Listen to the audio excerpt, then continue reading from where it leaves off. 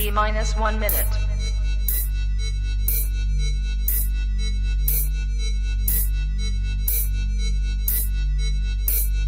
T minus 50 seconds.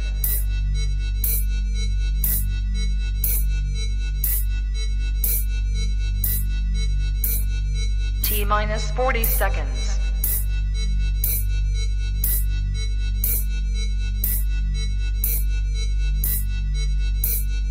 T minus 30 seconds.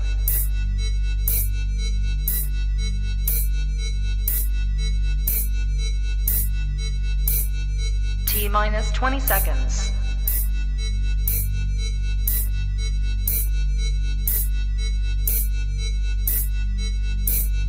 Ten, 9, 8, 7, 6, 5, 4, 3, 2, 1, 0.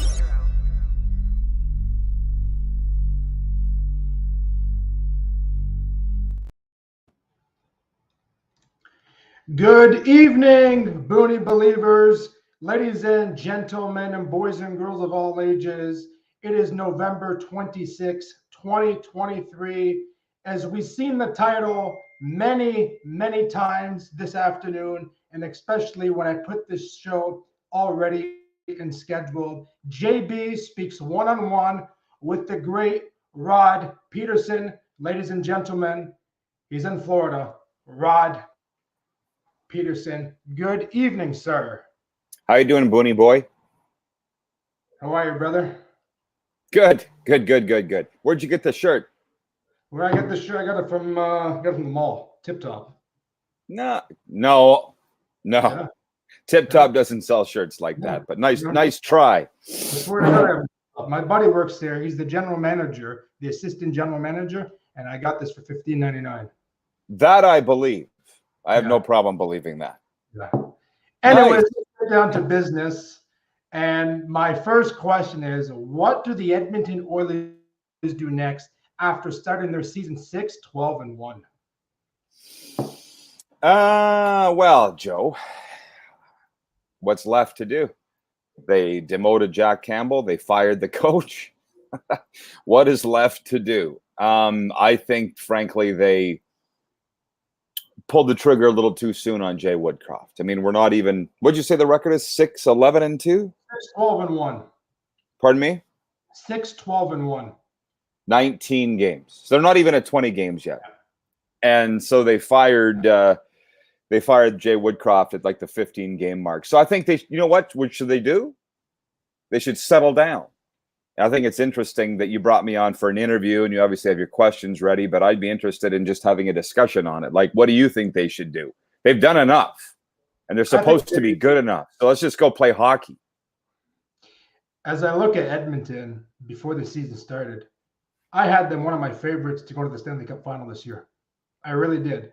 And when I see Connor McDavid and when I see Draisaitl, two overrated players in the National Hockey League, I think one of those two should leave Edmonton. You take one of those guys out, Edmonton will be they'll be firehouse. They would go and start winning games. You can't put two superstars on a team. It's impossible.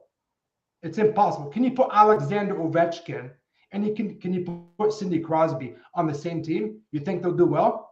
I don't think so. You need one to take that pressure off because both of them are under pressure. Who's better, Draisaitl or Connor McDavid? That's the new question everybody's been asking. Should the Oilers be comfortable on paying any price to keep Connor McDavid and Draisaitl, Rod? Okay, my friend. So we're going to get it around to your beloved Toronto Maple Leafs. Let's remember what you just said when we bring up Austin Matthews and Mitch Marner, and I guess you want to talk about Willie Nylander getting a contract extension. I mean, so are we saying Austin Matthews is the only star on the Leafs? Like, I think what are we saying? I think Austin Matthews is the only star out there that Toronto will rely on because Mitch Marner will leave eventually, but I think he's the star to look out for. He's going to be the future captain. Who is? Austin Matthews. Yeah, well, I would think so. I mean, this last deal was 3 years, right, for Austin Matthews? And honestly, man, I'd be very happy if they won a Stanley Cup in that time. But now they're giving him $13.25 million. He's the highest paid player in the NHL per season, Austin Matthews. So I'm just sitting here listen, we have to understand, and I'm not sure that even NHL general managers have understood this. There's no cookie cutter way of doing it. If there was, everybody would do it. Everybody's trying to find a way, so listen, I spent a lot of time in Calgary, or I have the last 2 years. They're sitting whining and moaning in Calgary. We don't have a McDavid. We don't have an Austin Matthews. And in those markets, they're saying, well, we're paying too much to these guys. Yeah. So what is it? And then you look at Vegas, who's got the Stanley Cup, and while they have stars, they don't have a McDavid or a Matthews. They got the money filtered throughout the lineup. So maybe that's the way to go. They have a whole team, they have a whole team, right? These guys just have Draisaitl and Connor McDavid. One of them needs to leave. And I'm sorry to say, but I think it's Connor McDavid. I don't think he's happy in Edmonton. Listen, I have thought he hasn't been happy in Edmonton for quite a while. I mean, for a variety of reasons. I mean, I've never spent a day living in Toronto. I don't know what it's like. Is Austin Matthews able to leave his house or condo? I don't know. I understand in Montreal, Carey Price couldn't leave his condo. Drove him crazy. Literally. I don't mind saying that. He would agree if he was sitting here right now. Connor McDavid, I think, battles something similar there. And what's the common denominator here? We're talking about Canadian markets. So it's like I gave up. It was probably 4, 5, 6 years ago. I said Connor McDavid's going to ask for a trade or want out, and I just got destroyed by Oiler fans. So I kind of stopped beating that drum. And then they end up going to the conference final in round 2 last year, and I was like, maybe he doesn't want out. And now this, and he doesn't look happy. No. But are you? Let me guess. Are you one of those guys that thinks he wants to play for the Leafs because he's from there? No, I don't think so. No, I'm not one of those guys. I think he wants to be on a team that wins more than anything. Put him in Vegas. Put him somewhere. Put the pressure. Lower the pressure. Put him in New York.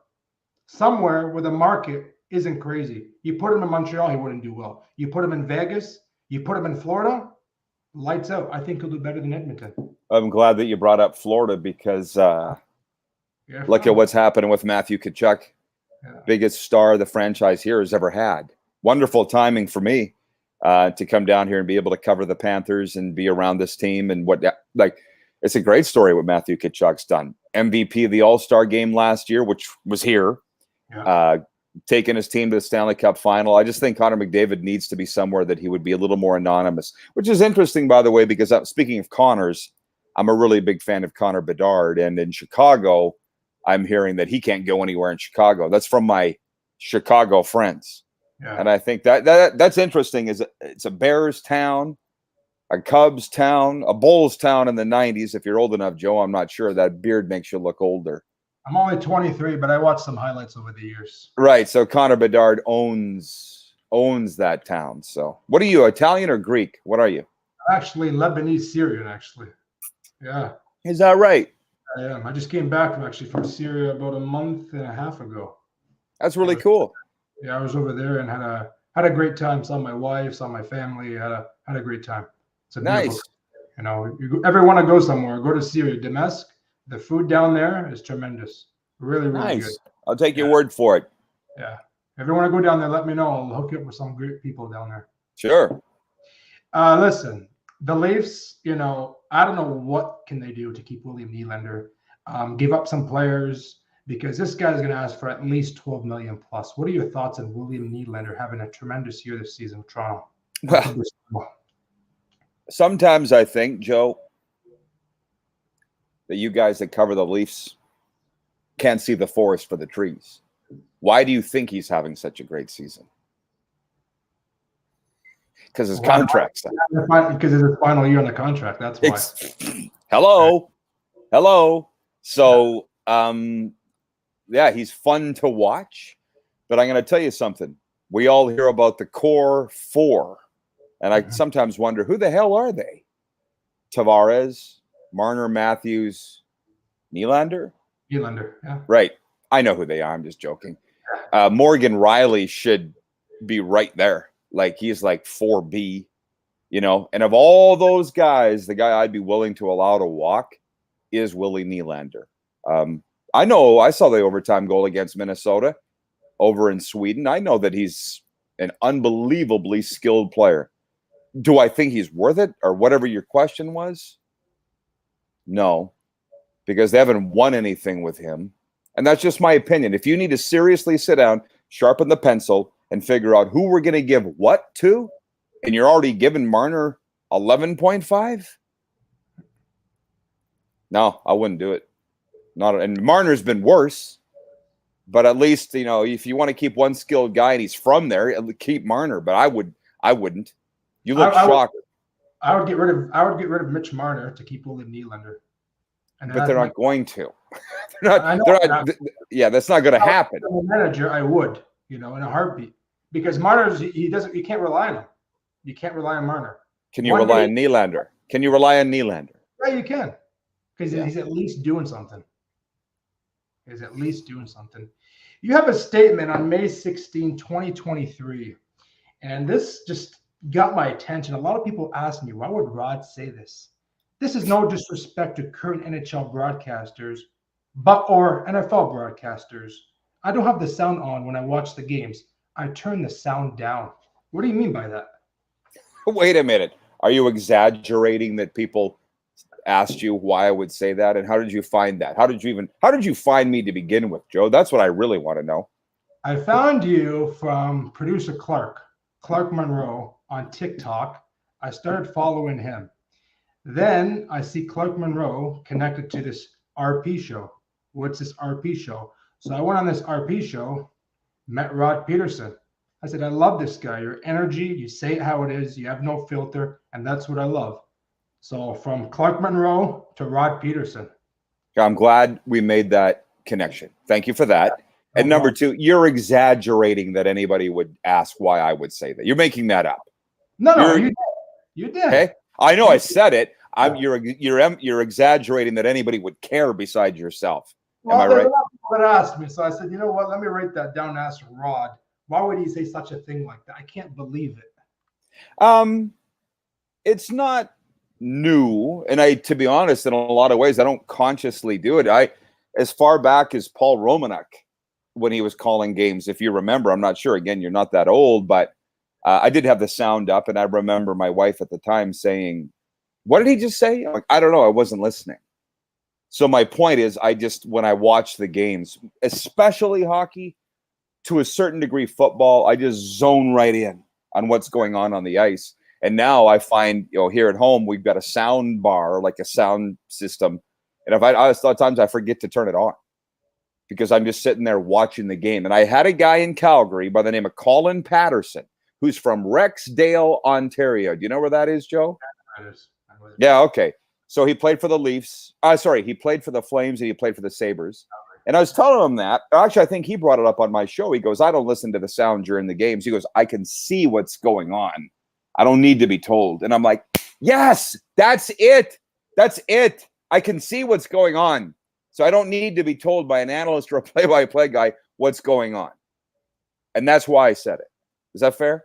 That is fair. That's right. Because when you said that, this guy's being sarcastic. No way. No, not at all. No way, guys.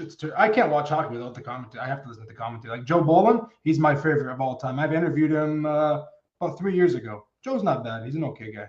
Joe's great. Here's the thing. I can't watch baseball without the announcers. So I do understand that the announcers are a huge part of the presentation. And while I grew up playing baseball, I'm just not the biggest baseball guy. And I feel that Buck Martinez is Blue Jays baseball to me. He's part of the show. But as far as the hockey guys go, I mean, Joe, again, you're 23. So what, you were born in 2000? Yeah. Yeah. So I've been calling games literally a lot. And I mean a lot longer than you've been alive. And it used to be a real privilege to be a play-by-play person. And now I don't feel like it is. I feel like they just grab somebody and throw them in there. As a matter of fact, I know that they do because I know people that they've done that to. And I'm like, and so quite often the next day I hear such and such an announcer said this last night, blah, blah, blah, this national controversy. I'm like, I watched the game, but I wasn't even listening. Which, the other thing is during Monday Night Football, ESPN2 and I think one of the TSN channels carries the Manning cast, where Peyton Manning and Eli Manning sit and talk about the game while the game's going on.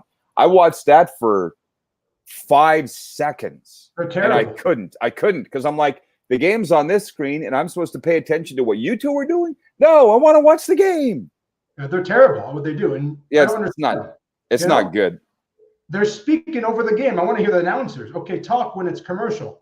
Okay, it's like you having a commercial. You're not talking over the commercial on the RP show. So why is Eli Peyton?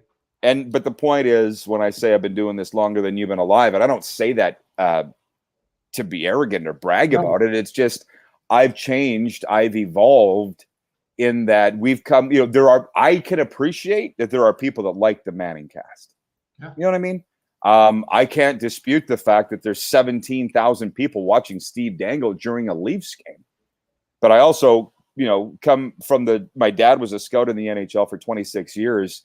I don't get why people like Steve Dangle, but I'm not a big enough asshole to say that that I can't understand. Like, I don't care for it, but I get that a lot of people do. Fair? Yeah. Steve Dangle, he's very entertaining, and he's good for younger generation. Like, I'm talking about the 15, 16, 17-year-old mark. People like that, right? Like, I can't watch a game without him. Like, I watch him sometimes, but I would rather watch a freaking cartoon show than watching Steve Dangle. Seriously, I'm not trying to insult the guy, but I'm watching a game and I'm hearing him yelling. I can do that on my own time if I want to, right? Of course. Well, I understand that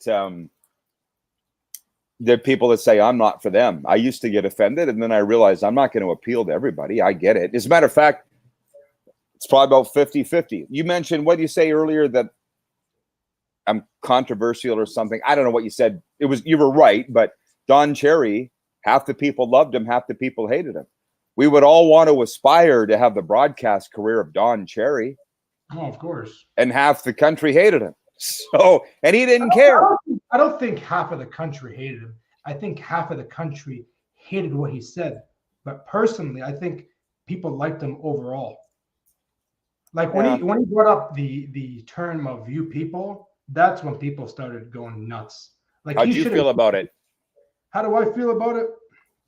He should have said it in a way more professional way on live television, but I don't think he was being racist, okay? Because he kissed Nazem Kadri, and Nazem Kadri is a relative of mine. My great-grandmother, that's her first cousin.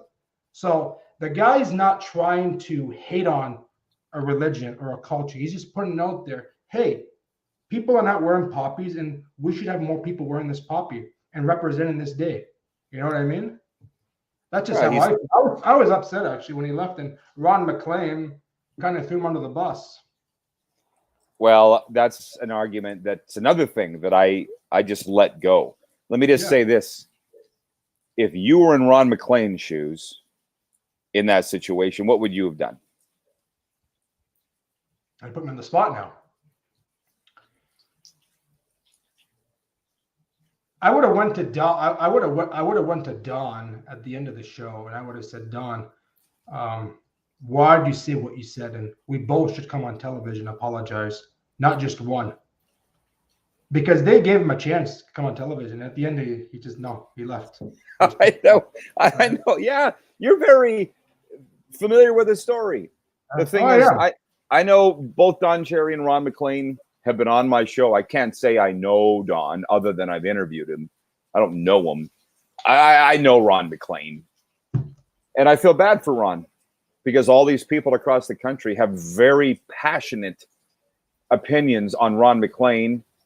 I mean, yours wasn't that bad. You say he threw him under the bus. I hear that a lot. I hear people say he stabbed Don Cherry in the back, blah, blah, blah.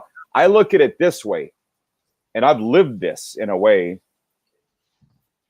He's 35 years covering Don Cherry's ass and apologizing for him. And number one, probably got tired of it. Yeah. And number two, was he supposed to quit? Because you just said yourself, Cherry had a chance to apologize and didn't. So should Ron McLean have walked away from a, let's say, $400,000 a year job, his career? Should he have quit his career because Don Cherry was too ignorant to apologize? Then is that throwing somebody under the bus? No, but I just, they both could have came back on television because at the end, Ron gave him that thumbs up. He agreed what he said. If you remember, at the end of the intermission, second intermission, I think it was Toronto and Boston. I don't remember who it was. He gave him that thumbs up. He always does. You know, so I don't know. I just, at the end of the day, Don did what he did. He made a mistake. I don't believe he should have been fired. People deserve second chances. It is what it is. What can I say? You know. Well, and I don't need to fight Ron McLean's battle for him either. It just bothers me when I see people say things like you said. And I had an incident where my color commentator, I mean, I don't know if you read my bio, but I was 20 seasons the voice of the Saskatchewan Roughriders. And for 18 of those, after 18 of those seasons, my color commentator got fired. And I got blamed for it by him. And I had nothing, and I mean nothing to do with it. I swear in my mother's grave I had nothing to do with it, yet he hasn't talked to me for 6 years. And he was mad that I didn't give up my job to save his ass. I'm like, buddy, I'm covering my own here. Hang on by a thread, let alone your job. So that's kind of how our business goes. It's one way or the other, and you got to be careful what you say on live television. And that's what I've been careful over the years. And I've tried to get to the level that I want to get to. And, you know, I've been doing this job for 12, 13 years. It's just for a hobby, but I've had some great success over the years. I've interviewed multiple great broadcasters. Jack Armstrong had people advertising me. It's great. It's just, you know, I think what the problem with me is I'm not consistent like you every single day. I have a lot of other things to do. I used to be, and it's just the right people out there. When I have people like Rod and Joe Bolin and Jack Armstrong, it motivates me more to do what I love to do, because I think I'm good at what I do, and I get better when I have Rod Pedersen. Seriously, for a guy that started at age 13 years old to where I am now, I thank God. You know, God is my hero, my mom, my dad, my wife, even you've motivated me to do things that I would never have done. So thank you. Thank you for always putting those comments out there. Thank you for reading those sexy pinata comments on your show. I like giving people the laughters, and I like giving people the smiles on their face, because that's the most important thing in this life. That's what I believe. You know, they do a good job, and it's a tough business to it is, man, to make it in. Yep, it is. I remember I asked you a while ago before we end the show about Ron McLean, and I would love to have Ron and you on. Is it possible, or is it tough in the business? How do you mean? Like to bring them on my show, have both of you on at the same time? I'd be willing to do it. Yeah, you'd have to ask Ron. How would I get contact information from Ron? I don't know. Ask producer Clark. I don't line up guests. Clark does. He does it all? Yep. Yeah, that's why they call him producer Clark. Okay, fair enough. And I know you had an interview with Mike Babcock a while ago, and that was a great interview. And at the end, my favorite coach of all time. I love the guy. I would do anything to support him, no matter what. You know, do I believe half of the stuff? No, that's just my beliefs. But Babcock's an old school coach. And I like old school coaches, you know. He wants to win. He's a winner. He's won twice in Detroit. He gave it everything he can in Toronto. That is his team right now, actually. Currently, that is his team. It's not Sheldon Keith's team. I think it's Mike Babcock's team. And they threw him under the bus. That's the right term to use.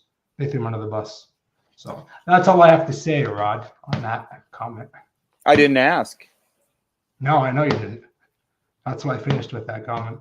You know? But one thing it's important for you to know, and anybody who's trying to make it in this business, I met Mike Babcock in 1993.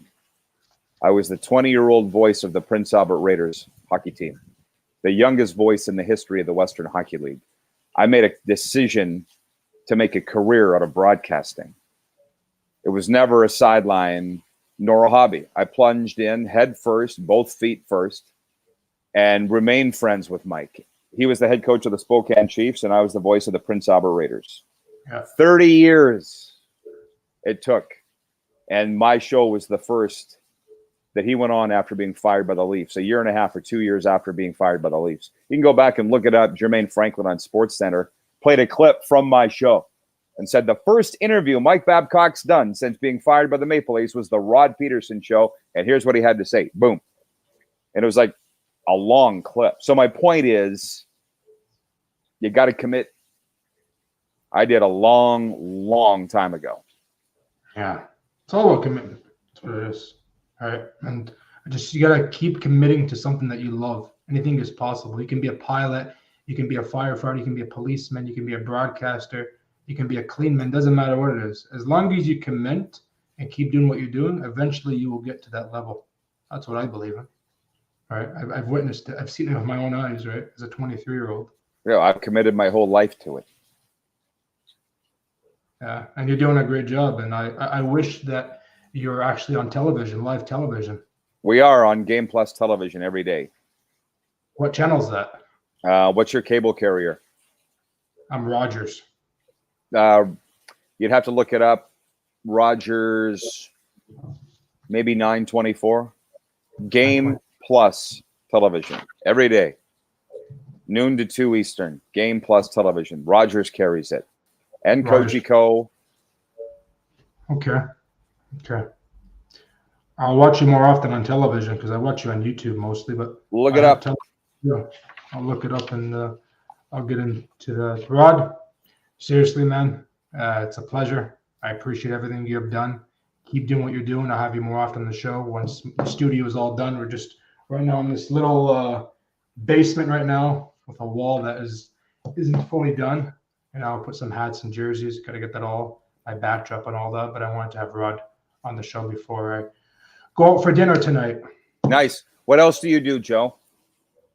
I'm a salesman. I sell internet, phone, cable. I do a little bit of construction, and I just help my grandparents a lot. I do a lot of chores with my grandparents. You're a handy guy. Yeah, I love helping. Like just moments ago before we came on air, I was helping my grandparents downstairs with my parents doing furniture. We got some new furniture and made from England that came in and pretty heavy. And I said to my mom, I got to go. RP show's coming up on Joe Booney's show. I got to go and see this guy. I love it. You know what you remind me of, especially with that shirt? A guy at the carnival welcoming people into the tent. Come on, come on. You kind of say it. Ladies and gentlemen, boys and girls, welcome to the Joe Booney Show. Booney Believers. Yeah. You have all the ability. Yeah, I do. There's no doubt. You should have a circus tent. That's what you should have as a backdrop. Everybody has jerseys and hats. You should have a circus tent backdrop behind you. Stand out, man. I was thinking of that. Well, some people are thinking and some people are doing. Which one are you going to be? I'm thinking I want to do it. I just want to get a good provider and I want to get a good quality. Like your backdrop, where'd you get that from? Exactly. This here? Yeah. Darren DuPont made it. I'll talk to him. Like 2.5 years ago, I was doing the show in Regina, Saskatchewan. I walked into his office and I said, I'm going to Florida. Do whatever you need to do, but I'm out of here. I'll talk to him. He produced a whole bunch of stuff for me to take with me and do the show down here. Yeah, I'll talk to him about that. My friend, thank you so much. Good luck to your Panthers. Hope you guys go all the way. Love that. Thank you, buddy. Good luck to the Leafs. I hope they meet in the playoffs again because we'll beat them again. No, this time revenge comes. Taste your own medicine of Tylenol 3. Sure. Take care. Okay. Enjoy your dinner. You too. See ya. And folks, that is Rod Pedersen, one of the greatest men to ever interview, to ever speak with. We had a wonderful 28 minutes and 55 seconds. Thanks to Rod. Thank you for answering the questions. And it is it true? As we read, what do the Edmonton Oilers do next after starting their season 6-12-1? You can follow me on Joe the Fighting John Instagram, Taker Devil on Twitter. And do the Leafs keep William Nylander, or is Nylander leaving, walking off? We'll talk soon. God bless you, and we'll see you soon.